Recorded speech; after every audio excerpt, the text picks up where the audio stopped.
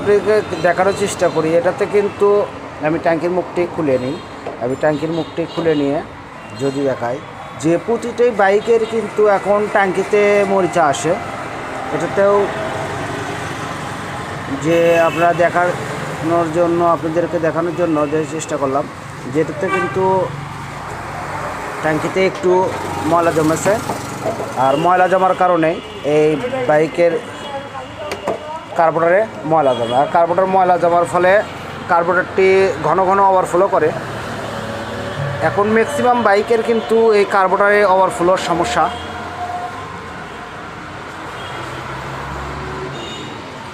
Maximum বাইকেরই কিন্তু এই carburettor ওভারফ্লোর সমস্যা।